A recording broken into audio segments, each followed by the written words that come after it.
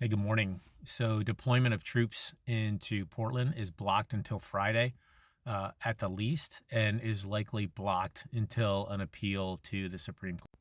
Judge Karen Immergut said that the government had provided no evidence at all of a rebellion or the fact that local authorities could not handle the protest, and she was unwilling to side with them as far as the necessity for National Guard troops from any state to be deployed into Portland.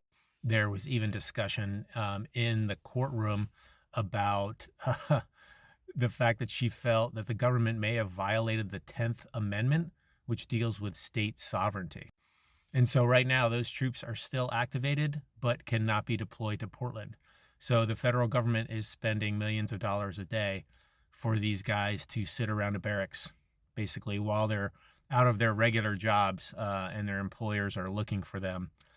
They are deployed away from their families because the government, the Republican government, Republican Party, wanted to send in troops for video clips and to stir shit.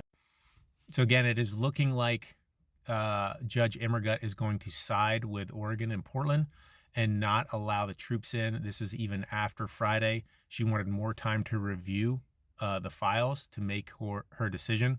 Again, she's a Trump appointee. She wanted more time to review her decision. And then it looks like she's going to side with Portland and Oregon and now not allow troops into Portland. This will then bounce up to the Supreme Court, who actually asked for an additional briefing on this matter last week. And so it'll fall into their court, and we'll see how much power they want to give the executive authority on this.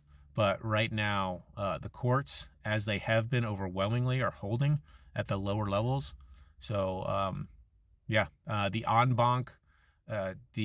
en banc hearing, which is the 11th or 11 Ninth Circuit judges, that is going to take place at an undetermined time in the future.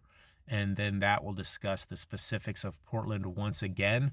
This hearing with Immergut was more of a general overall, whether the president had the authority to send people in there. It's looking like she's going to side against him. The Ninth Circuit is going to specifically look at Portland.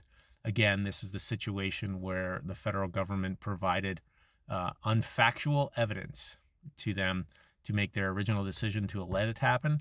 And then they immediately stopped that after they looked at the evidence that the government had given them and found it was not credible. So this is the bigger hearing to decide if they can go into Portland specifically.